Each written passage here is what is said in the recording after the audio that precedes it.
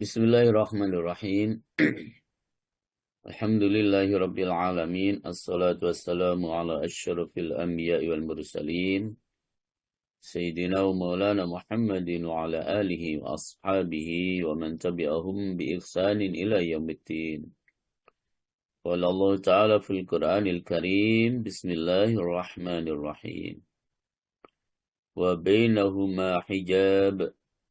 وعلى الأعراف رجال يعرفون كلا بسيماهم ونادوا أصحاب الجنة أن سلام عليكم لم يدخلوها وهم يطمعون وإذا صرفت أبصارهم تلقاء أصحاب النار قالوا ربنا لا تجعلنا مع القوم الظالمين.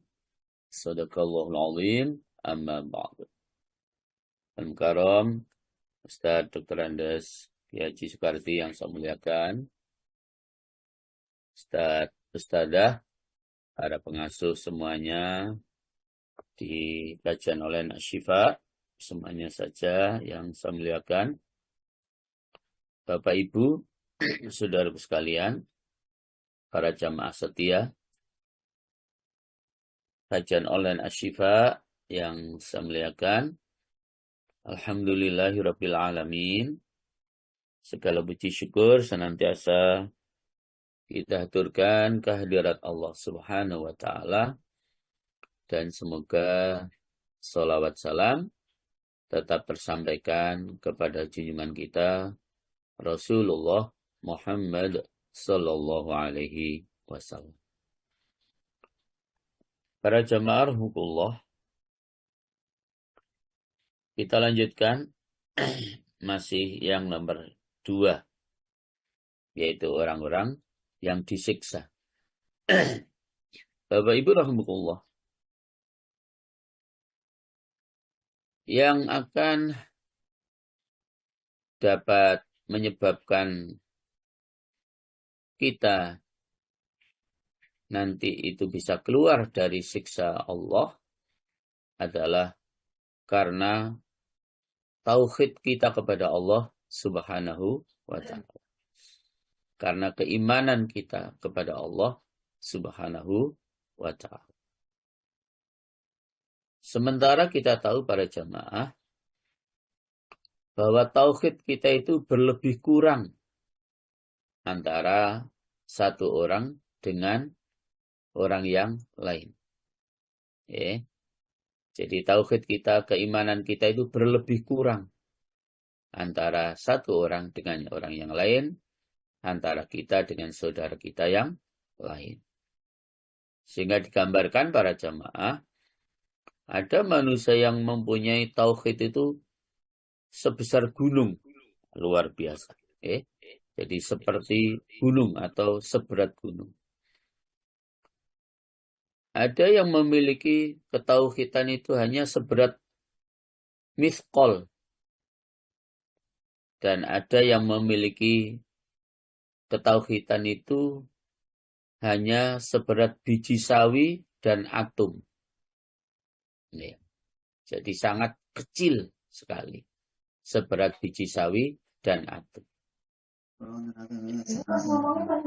Orang yang di dalam hatinya terdapat iman seberat 1 mithqal dinar, maka ia adalah permulaan orang yang dikeluarkan oleh Allah dari api neraka. Jadi orang yang memiliki iman seberat 1 mithqal dinar. Mithqal itu nama satuan berat untuk emas.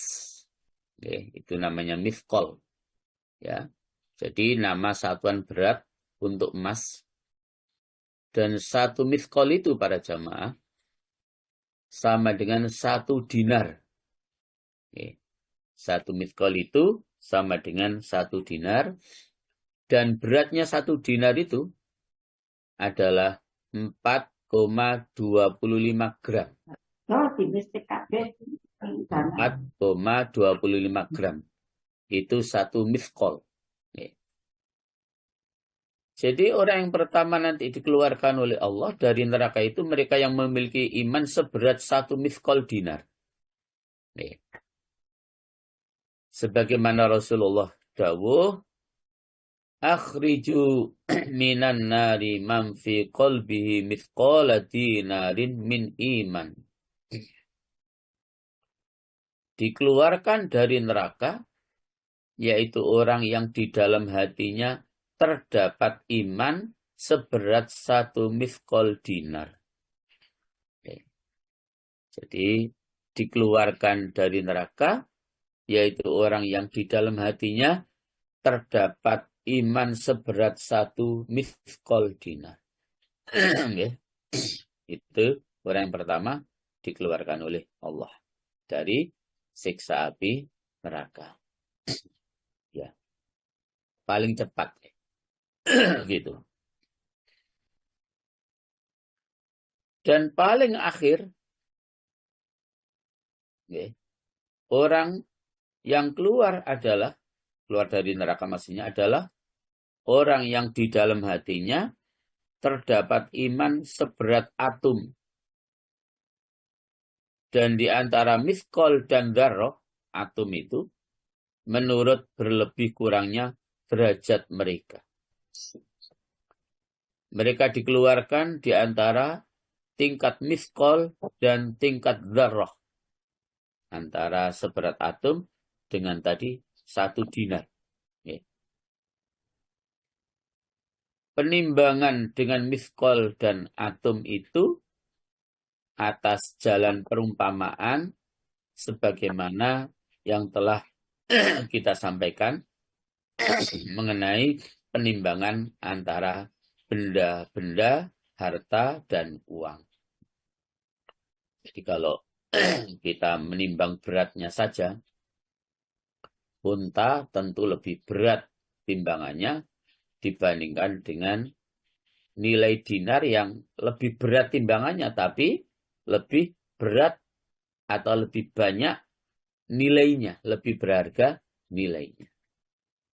Jadi dalam hal antara mithqal dengan dzarrah, itu Allah sendirilah nanti yang akan memberikan keputusan, ya, sesuai dengan tingkatan dzarrahnya lebih berapa atau kurang berapa, mithqalnya lebih berapa atau kurang berapa, maka antara mithqal dan dzarrah itu nanti Allah sendiri yang akan memberikan keputusan tentang kapan harus dikeluarkan dari api neraka. Kapan harus dikeluarkan dari api neraka. Bapak Ibu para jamaah, kebanyakan apa yang memasukkan seseorang yang bertauhid, ya, bertauhid tapi kemudian masih masuk neraka, apa sebabnya? Karena perbuatan-perbuatan aniaya yang kita lakukan. Jadi kita memang bertauhid kepada Allah. Tapi kita masih melakukan perbuatan-perbuatan yang bertentangan dengan tauhid kita. Kita masih melakukan perbuatan-perbuatan yang bertentangan dengan nilai-nilai iman kita. Jadi karena itulah orang yang bertauhid pun masih harus masuk neraka karena kita banyak melakukan perbuatan kedzaliman. Perbuatan kedzaliman. Nah, Bapak Ibu harus jamaah, memang dalam sebuah hadis, bahkan juga ada yang mengatakan itu bukan hadis tapi asar. Asar itu ucapan sahabat. Tapi saya membacanya itu juga hadis gitu ya. Ada dalam sebuah hadis tentang orang yang muflis, ya, tentang orang yang bangkrut. Jadi ketika Rasulullah berada di hadapan para sahabatnya, beliau bertanya kepada mereka, manil muflis? Saudara-saudara, tahukah kalian semua siapa orang yang bangkrut itu? Al-muflisu fina mala dirhama, dan seterusnya. Orang yang bangkrut itu ya Rasul, ya orang yang dahulunya kaya, kemudian jatuh bangkrut, sehingga kemudian tidak punya apa-apa. Maka ketika para sahabat menjawab seperti itu, kata Rasulullah, tidak. Itu bukan orang yang bangkrut. Sebab kalau bangkrut di dunia itu para jamaah, kita masih bisa bangkit kembali. Okay? Jadi kalau kita bangkrut di dunia itu, kita masih bisa bangkit kembali dengan berbagai cara yang kita lakukan. Nah, yang dimaksud bangkrut di sini adalah bangkrut di akhirat. Dalam hadis itu dijelaskan, orang itu ketika menghadap Allah, Masya Allah, pahala sholatnya banyak, pahala ngajinya banyak, pahala puasanya banyak, pahala haji umrohnya banyak, pahala sedekah infak jariyahnya banyak. Karena begitu banyaknya timbangan amal kebaikan itu, maka sementara orang tersebut dikatakan kamu surga. Ya. Tapi begitu mau berangkat ke surga, ternyata banyak sekali orang yang interupsi para jemaah. Interupsi, ya Allah. Ya kenapa? Itu orang mau dibawa kemana? Ke surga. Kok enak ya Allah? Enak bagaimana? Itu orang pernah menempeleng saya, belum pernah minta maaf kepada saya. Itu orang pernah menggunjing saya, memfitnah saya, mendolimi saya, belum pernah minta maaf pada saya itu ya Allah. Itu orang pernah mengambil hak saya, dia belum pernah mengembalikan hak saya yang dia ambil itu, dan seterusnya dan seterusnya. Maka apa yang mau kamu lakukan, kata Allah? Ya, saya mau membalas ya Allah. Kata Allah, silakan. Apa yang ingin kamu lakukan dengan membalas itu? Saya mau barter ya Allah. Tukar antara dosa dengan pahala. Ya. Maka karena hari akhirat itu hari keadilan, Allah persilakan. Silakan. Jadi orang yang pernah didolimi itu, ya, memberikan dosanya kepada orang tersebut, kemudian barter pahalanya dia ambil. Singkat cerita sampai habis, ya, seluruh kebaikannya karena barter tadi itu. Terjadi barter tadi itu. Ya. Bahkan masih ada yang datang ketika kebaikannya sudah habis itu. Maka ya akhirnya dosa orang tersebut ditambahkan kepada orang tersebut. Nah, itulah para jamaah, orang yang muflis itu, orang yang bangkrut itu. Ya. Oleh karena itu para jamaah, sampai-sampai kemudian dijelaskan, Ibnul Jalak dan lainnya berkata, dosa-dosa teman-temanku adalah termasuk kebaikanku, di mana saya bermaksud menghias lembaranku dengannya. Jadi para jamaah, dosa-dosa teman-temanku adalah termasuk kebaikanku, di mana saya bermaksud menghias lembaranku dengannya. Artinya kalau ada seseorang itu mendolimi kita, menyakiti kita, berbuat aniaya terhadap kita, memfitnah kita, dan memang kita benar-benar tidak terbukti seperti yang dia fitnahkan, yang dia tuduhkan, dan lain sebagainya, sesungguhnya itu simpanan pahala buat kita nanti. Ya. Kalau kemudian kita tidak membalas di dunia ini, ya, nanti akan kita balas saat di akhirat, seperti cerita dalam hadis itu. Ya. Sehingga sampai-sampai dijelaskan para jamaah, ada orang yang tidak mau ketika dia habis difitnah lalu menyuruh orang untuk memintakan maaf, atau dia sendiri datang yang memfitnah tadi untuk minta maaf.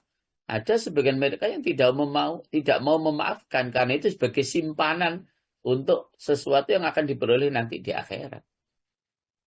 Ya. Jadi orang saya nggak bisa berbuat baik, ya sudahlah. Biarlah orang-orang yang mendolimi saya biarkan saja, saya tidak akan memaafkan. Dan dengan saya tidak memaafkan itu, nanti akan saya balas ketika di akhirat kelak. Sampai ada yang seperti itu, jemaah. Walaupun misalnya kita memaafkan itu ya lebih baik. Karena kasihan kalau ada orang-orang yang muflis nanti di akhirat.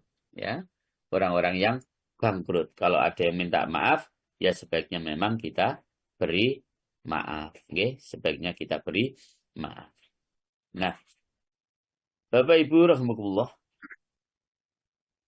Jadi memang begitu. Allah akan memberikan keputusan terhadap dosa yang pernah kita lakukan, baik dosa secara individual, dosa mandiri kita sendiri, dosa kita sendiri, maupun dosa yang karena hubungan sosial tadi itu seperti contohnya. Itu Allah akan memberikan keputusan tentang siksanya di neraka itu benar-benar dengan adil. Okay? Benar-benar dengan adil. Dan memang Allah Subhanahu wa Ta'ala tidak akan pernah mendolimi hambanya. Ya. Sebuah ayat yang sudah kemarin juga sudah kita baca.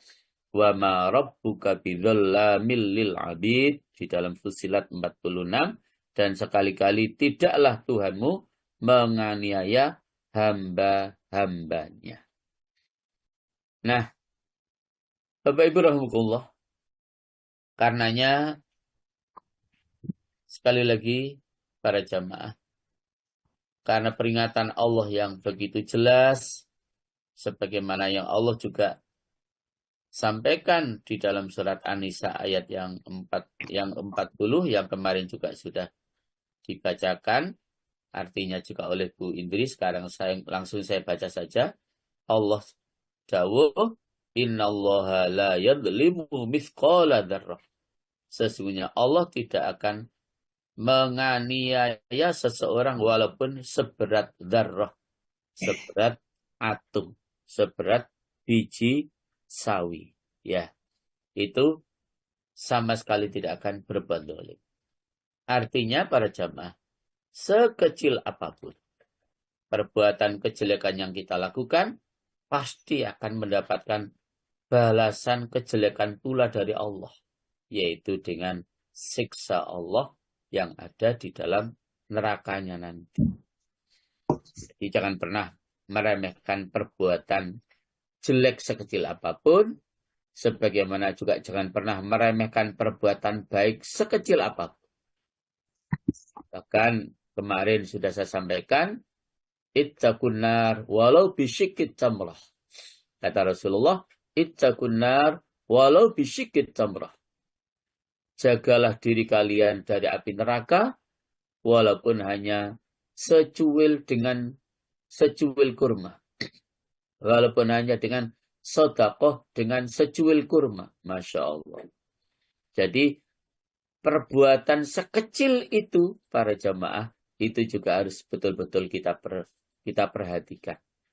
Ya, kebaikan sekecil itu juga harus betul-betul kita perhatikan, sampai secuil kurma pun Rasulullah memerintahkan kepada kita untuk bersedekah agar di akhirat nanti kita terhindar dari siksa api neraka.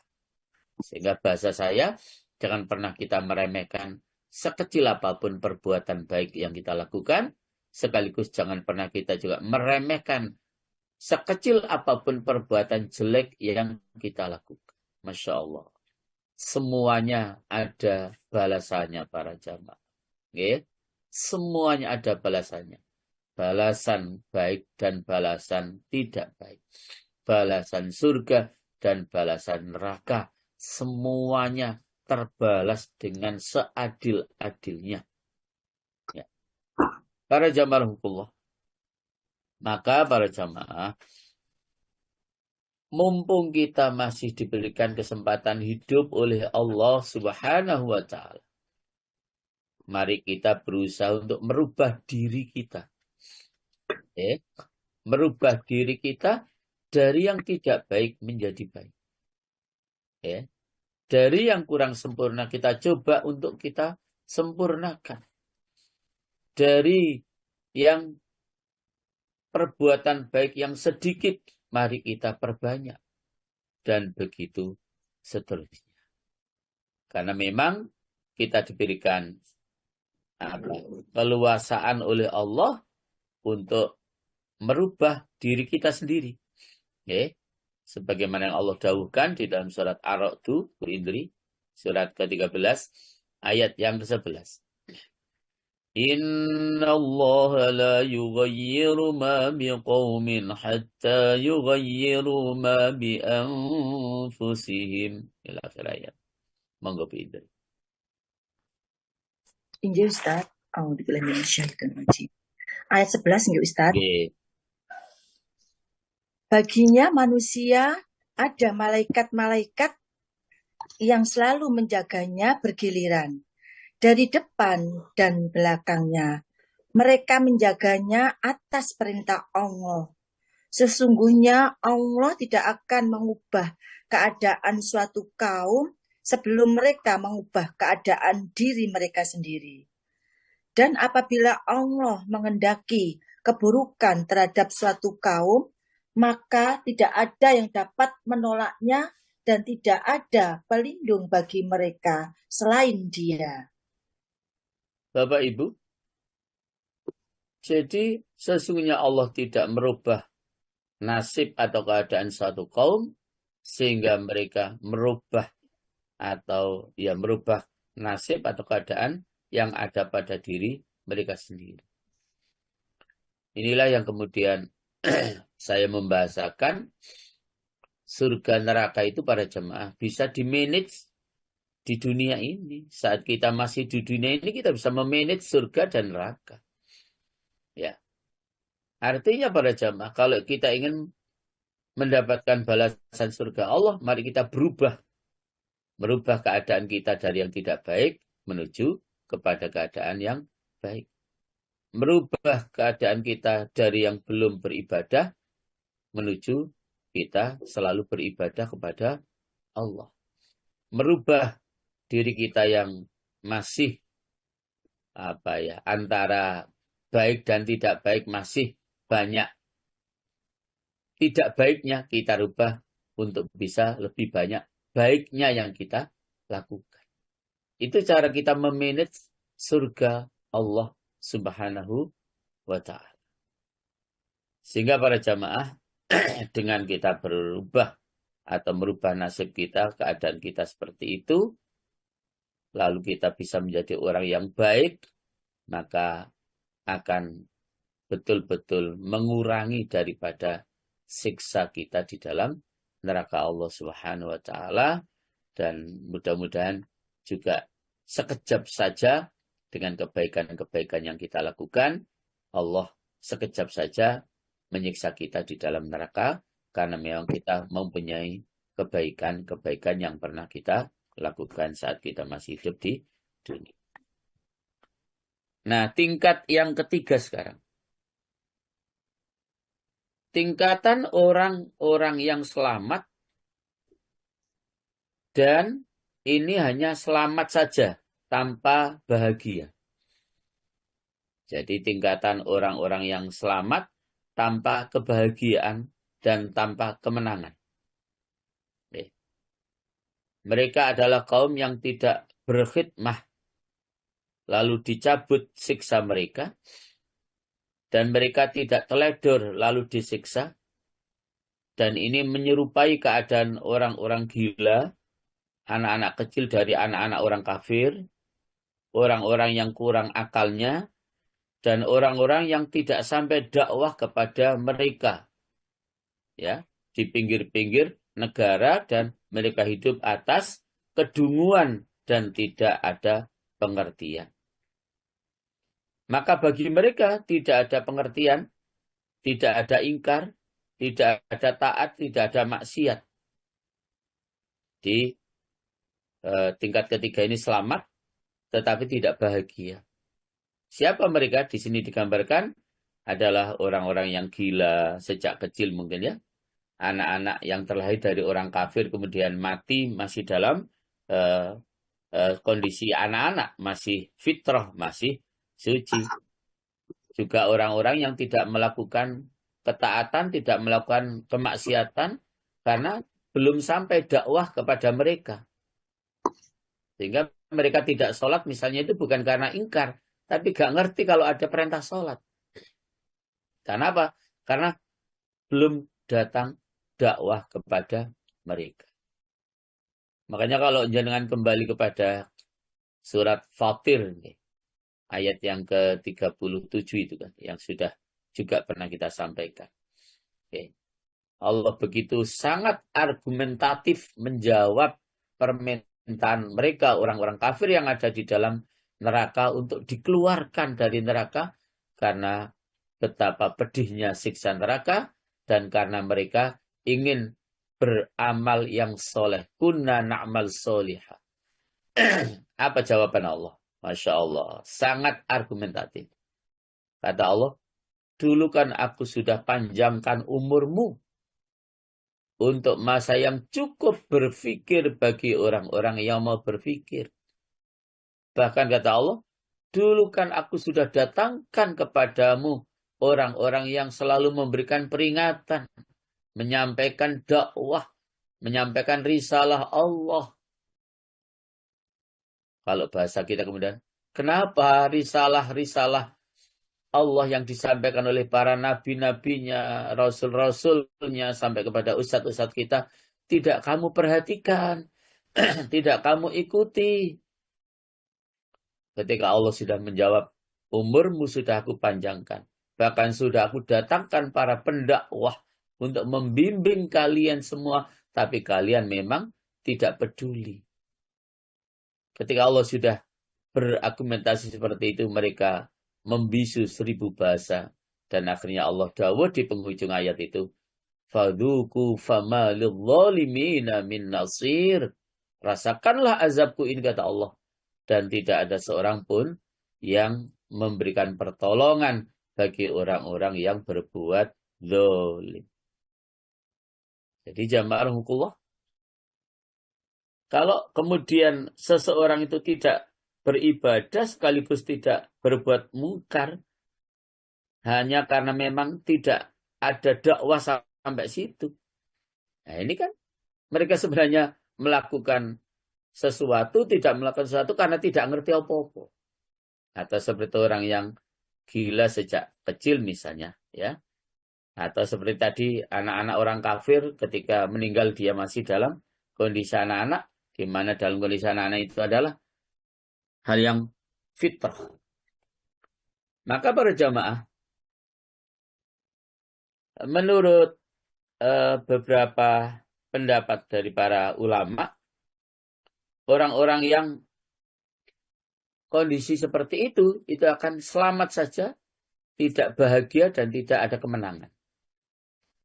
Dan orang-orang yang dalam kondisi seperti itu para jamaah, itu akan ditempatkan oleh Allah dalam tempat yang ketiga di akhirat.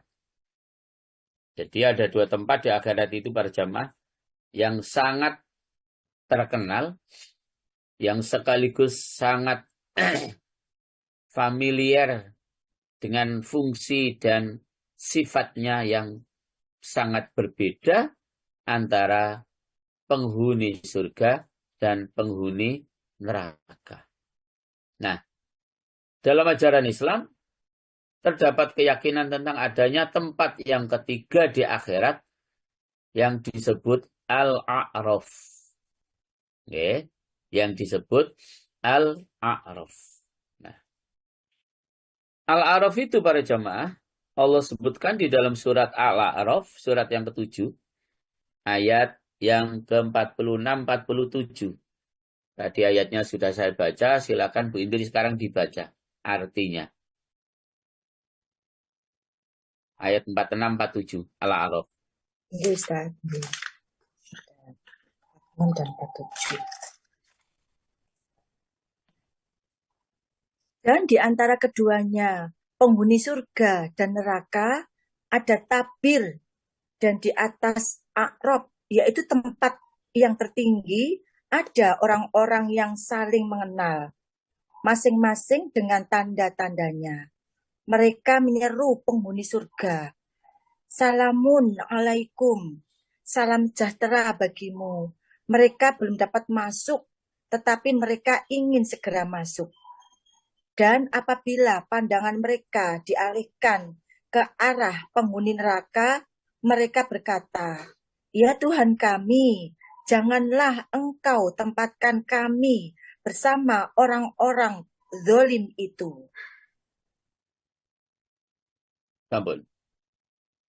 Ini Ustaz, Ya, ayat baik. 46 dan Ada. 47. Nggih, sampun. Jadi Bapak Ibu, Al-A'raf menurut ayat tadi adalah suatu tempat yang disebutkan oleh Allah dalam surat tersebut yang merupakan suatu dinding yang tinggi ya atau tempat yang memisahkan antara penghuni surga dan penghuni neraka. Ya. Penduduk Al-A'raf itu adalah orang-orang yang memiliki kebaikan dan dosa yang seimbang dalam kehidupan di dunia. Mereka tidak layak masuk surga karena punya dosa, ya. Tetapi mereka juga tidak layak masuk neraka karena punya pahala. Ya. Jadi tidak layak masuk surga karena dosa-dosa mereka, namun juga tidak dihukum di neraka karena kebaikan-kebaikan mereka. Sehingga dijelaskan Al-A'raf ini merupakan tempat penantian bagi penduduknya di mana mereka menunggu keputusan Allah tentang nasib mereka nanti di akhirat. Nah, beberapa ulama Islam memandang Al-A'raf sebagai suatu tempat sementara sebelum penduduknya akan mendapatkan kesempatan untuk masuk surga setelah menerima pengampunan atau penebusan dosa mereka. Keyakinan tentang Al-A'raf mengingatkan kita semuanya para jamaah bahwa sekali lagi para jamaah jangan pernah kita lengah. Perbuatan sekecil apapun kebaikan itu harus betul-betul kita perhatikan. Jadi kalau kita gambarkan baik kita 1 kilo, jelek kita 1 kilo, lalu jenengan nambahi kebaikan dengan sedekah secuil kurma, kebaikan kita akan menjadi berat begini. Nah, maka dengan kebaikan lebih berat ini jamaah langsung surga.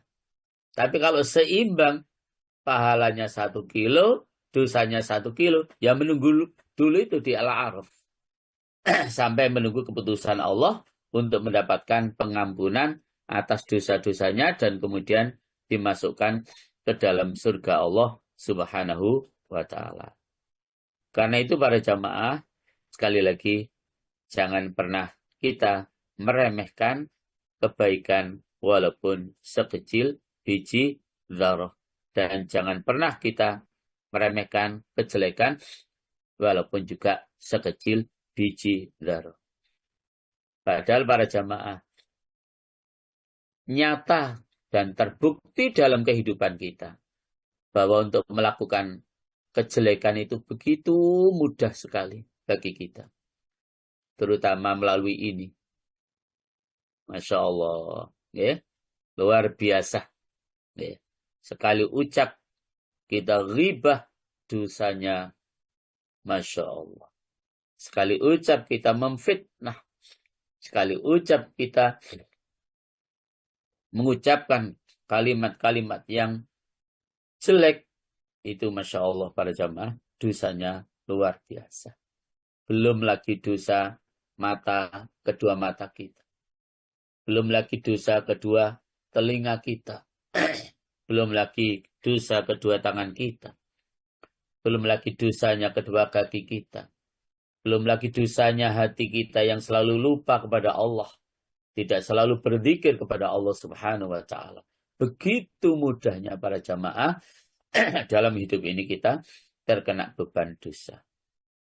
Makanya mari kita lebih giat berupaya untuk dapat melaksanakan seluruh kebaikan-kebaikan sesuai yang diperintahkan oleh Allah, yang dianjurkan oleh Rasulullah Muhammad Sallallahu Alaihi Wasallam, sehingga nanti kita di akhirat tidak sampai harus menunggu lama di satu tempat yang namanya Al-A'raf tersebut untuk menunggu keputusan Allah Subhanahu wa Ta'ala. Bapak Ibu rahmatullah, yang terakhir, tingkat yang keempat, tingkatan orang yang bahagia. Nah, jadi ini yang kita harapkan, ya. Jadi tingkatan orang-orang yang bahagia. Siapa mereka yang mendapatkan kebahagiaan penuh di akhir nanti? Mereka adalah orang-orang yang ma'rifatullah. Orang-orang yang dekat dengan Allah. Orang-orang yang lebih mengenal Allah. Lebih mengenal Allah Subhanahu wa Ta'ala. Bapak Ibu ada jamaah. Jadi orang-orang yang ma'rifatullah ini nanti mereka akan menerima catatan amal kebaikannya ya dengan tangan kanan, dan mereka juga termasuk orang-orang yang ashabul yamin, golongan kanan yang dengan masuk dalam kelompok ashabul yamin itu mereka akan langsung ditempatkan oleh Allah di dalam surganya. Dan surga bagi orang-orang yang benar-benar ma'rifatullah ini para jamaah adalah surga yang dipilihkan oleh Allah, surga yang paling nikmat, yaitu Jannatul Firdaus atau Jannatul Adn. Bapak Ibu rahmatullah. Oleh karena itu, pada garis besarnya Allah memberikan penjelasan di dalam surat As-Sajdah tentang kebahagiaan yang akan mereka terima. Dalam surat As-Sajdah, surat 32, ayat yang ke-17. Saya bacakan ayatnya. فَلَا تَعْلَمُ نَفْسٌ مَا أُخْفِيَ لَهُم مِّن قُرَّةِ أَعْيُنٍ. Monggo Bu Indri dibaca lengkap artinya. Nggih. 17 nggih Ustaz. Ini ayat 17, As-Sajdah. Maka tidak seorang pun mengetahui apa yang disembunyikan untuk mereka, yaitu bermacam-macam nikmat yang menyenangkan hati sebagai balasan terhadap apa yang mereka kerjakan. Bapak Ibu, seorang pun tidak mengetahui apa yang disembunyikan bagi mereka, yaitu berbagai macam kenikmatan yang menyedapkan pandangan mereka sebagai balasan atas perbuatan yang pernah mereka lakukan waktu masih hidup di dunia. Disembunyikan kenikmatan-kenikmatan nanti baru akan diberikan ketika mereka betul-betul sudah di dalam surganya Allah Subhanahu wa Ta'ala. Bahkan kemudian dalam firman Allah Azza wa Jalla, di dalam hadis qudsi, firman Allah tapi bukan Al-Quran, hadis qudsi. Allah dawuh, a'dattu li'ibadiyas solihin ma la ainun ra'at wa la udhunun sami'at wa la khatara ala qalbi bashar. Masya Allah. Gambaran kenikmatan yang akan Allah berikan pada orang-orang yang bahagia, orang-orang yang ma'rifatullah, orang-orang yang mendasari hidupnya dengan beriman kepada Allah Subhanahu wa Ta'ala, mentauhidkan Allah Subhanahu wa Ta'ala dengan tanpa disertai berbuat kedzaliman. Jadi benar-benar imannya akan menjadi kokoh, menjadi kuat karena dia tidak pernah berbuat zalim. Maka balasan surganya sebagaimana gambaran yang Allah sampaikan dalam hadis qudsi ini, kata Allah, aku sediakan bagi hamba-hambaku yang soleh apa yang mata tidak pernah melihat, Allahu Akbar, telinga tidak pernah mendengar, luar biasa, dan tidak pernah terlintas pada hati manusia. Jadi surga itu nanti seperti itu, gambaran surga itu seperti itu ya, dan itu disiapkan oleh Allah untuk orang-orang solihin, orang-orang yang soleh, ya, hamba-hamba yang sangat dekat dengan Allah, hamba-hamba yang soleh, ya, yang selalu taat kepada Allah, taat kepada Rasulullah Sallallahu Alaihi Wasallam. Allah memberikan gambaran itu surga itu mala ainun ra'at. Keindahan yang akan ada di dalam surga itu para jamaah, mata kita tidak pernah melihat keindahan apapun sebagaimana indahnya surga Allah. Mungkin para jamaah sudah pernah pergi ke Australia, mungkin sudah pernah pergi ke Kanada, mungkin sudah pernah pergi kemana yang menurut kita tempat-tempat tersebut sangat indah. Apapun yang sangat indah di dunia ini nanti tidak kita temui di surga. Karena kata Allah, ma'ala ainun ra'at. Ya. Jadi mata tidak pernah melihat apapun keindahan di dunia sebagaimana indahnya di surga Allah nanti. Luar biasa. Ya. Luar biasa. Keindahan apapun yang ada di dunia tidak ada nanti di surga. Karena di surga jauh lebih indah. Ya. Wala udhunun sami'at. Dan tidak pernah telinga kita mendengarkan bunyi-bunyian, suara-suara yang nyaring, senyaring apapun waktu hidup di dunia, sebagaimana nyaringnya, indahnya bunyi-bunyi nanti di surganya Allah Subhanahu wa Ta'ala.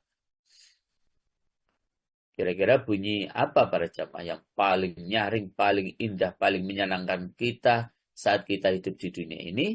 Itu nanti tidak ada di surga. Karena di surga jauh lebih nyaring, jauh lebih indah, jauh lebih hebat bunyi-bunyi dan suara-suara yang ada di sana. Bahkan para jamaah nanti akan lihat sebuah buah-buahan misalnya. Kita akan melihat seperti apel ya saat kita masih hidup di dunia ini. Ya. Kok kayak apel ya? Kita nanti akan begitu. Dan, oh iya ya apel ya ternyata. Tapi begitu apel itu kita belah dan kita makan, yang menjadi sangat berbeda adalah rasanya para jamaah. Bentuknya memang mirip seperti apel-apel yang kita kenal saat kita hidup di dunia. Ya, tapi rasanya amat sangat berbeda para jamaah. Dengan rasa apel yang kita nikmati waktu masih hidup di dunia. Dengan rasa makanan apapun yang kita pernah nikmati hidup di dunia, rasanya sangat berbeda. Bahkan para jamaah, wala khotoro ala qalbi basyar. Tidak pernah hati kita merasa bergembira saat waktu hidup di dunia ini, segembira saat kita nanti berada di surga Allah Subhanahu wa Ta'ala. Jadi di surga sudah tidak ada perasaan sakit hati, dendam, sudah tidak ada jemaah. Semuanya merasa senang. Semuanya merasa happy, se-happy-happynya. Mungkin ukuran kita orang-orang biasa ini, di saat kita hanya bertempat tinggal di rumah yang sederhana, sangat sempit, dengan makanan yang secukupnya saja, kendaraan juga seadanya saja, lalu tahu-tahu ada orang datang. Pak, apakah Bapak mau saya beri rumah yang mewah, penuh dengan perlengkapannya, saya siapkan mobilnya juga tidak mobil biasa, mobil yang sangat mewah, yang sangat mahal. Kira-kira kalau ada orang mendapatkan tawaran seperti itu, kira-kira bangganya seperti apa, Jam? Sebangga apapun, segembira apapun hati kita saat mendapatkan kenikmatan Allah saat masih ada di dunia ini, sekali lagi jamaah, tidak akan pernah mengalahkan gembiranya kita, bahagianya kita, happy-nya kita ketika nanti di surganya Allah Subhanahu wa ta'ala. Makanya para jamaah, kalaupun kemudian di surga itu dijanjikan oleh Allah, ada bidadari-bidadari, ada istana buah-buahan, ada air susu, ada madu, ada khomer, ada perhiasan dan gelang. Ya, sesungguhnya itu merupakan kenikmatan yang jauh di bawah satu kenikmatan yang terbesar yang akan kita lihat nanti di surga Allah Subhanahu wa ta'ala. Apa? Yaitu saat Allah Subhanahu wa ta'ala berkenan untuk menunjukkan wujud yang sebenarnya. Jadi itu kenikmatan yang terbesar. Saat Allah nanti betul-betul berkenan untuk menunjukkan wujud yang sebenarnya. Itu mengalahkan bidadari, mengalahkan istana buah-buahan, mengalahkan semua nikmat apapun yang ada di dalam surga akan terkalahkan di saat Allah nanti betul-betul berkenan untuk menunjukkan zat yang sebenarnya, menunjukkan wujud yang sebenarnya di hadapan kita semua. Dan itu sangat logis, jamaah. Orang di dunia ini kita ketemu camat kita saja sudah senangnya luar biasa. Orang di dunia ini kita ketemu bupati, wali kota kita saja sudah senangnya luar biasa. Ketemu gubernur apalagi, ketemu menteri apalagi, ketemu presiden apalagi. Itu baru sesama manusia. Apalah lagi ketika kita hamba yang lemah, yang dhaif ini, ketemu yang menciptakan kita. Allahu Akbar. Luar biasa kebahagiaan yang akan kita terima saat kita nanti sama-sama dapat melihat secara langsung wujud Allah Subhanahu wa ta'ala. Makanya sampai kepada orang yang memiliki nilai ketakwaan yang paling top, seperti Rasulullah Muhammad Sallallahu Alaihi Wasallam pada peristiwa Isra dan Mi'raj yang katanya ketemu Allah, ketemunya para jamaah tetap di balik tabir, tidak seperti kita berhadapan seperti di antara kita ini, boten, tetap di balik tabir untuk menerima perintah sholat yang 5 waktu tersebut. Tetap beliau di balik tabir, nggak bisa ketemu secara langsung. Walaupun Allah juga berbicara kepada Nabi Musa, ya, itu bukan berarti bicara sebagaimana kita berhadapan di antara kita, tetap di balik tabir. Itu para jamaah. Karena memang ketemu Allah di surganya nanti, sekali lagi para jamaah, menjadi sesuatu yang menjadi sebab kebahagiaan kita yang luar biasa. Kenapa demikian? Karena jelas Allah yang punya sifat al-fardu, tafarrud, al-wahid, yang kemudian Allah jelaskan sendiri bahwa Allah itu laisa kamitslihi syai'un fil ardi wala fis sama. Jadi tidak ada apapun yang menyerupai Allah, apapun yang ada di bumi, apapun yang ada nanti, apapun yang ada di langit itu tidak ada yang seperti Allah. Makanya itu nanti sekali lagi menjadi nikmat terbesar buat kita saat kita nanti bertemu Allah di dalam surganya Allah Subhanahu wa ta'ala.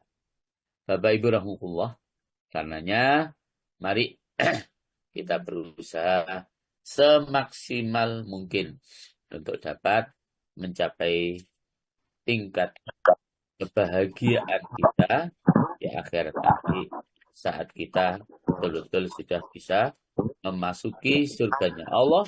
Bahkan bukan sekedar memasuki surganya Allah, tapi kita juga bisa melihat Allah secara langsung. Dan itulah menjadi sekali lagi nikmat yang paling luar biasa. Demikian para jamaah. Insyaallah untuk Jumat depan kita sudah beralih pada materi berikutnya. Kita sampaikan terima kasih kepada para jamaah dan saya kembalikan kepada Pak Agus. Monggo Pak Agus.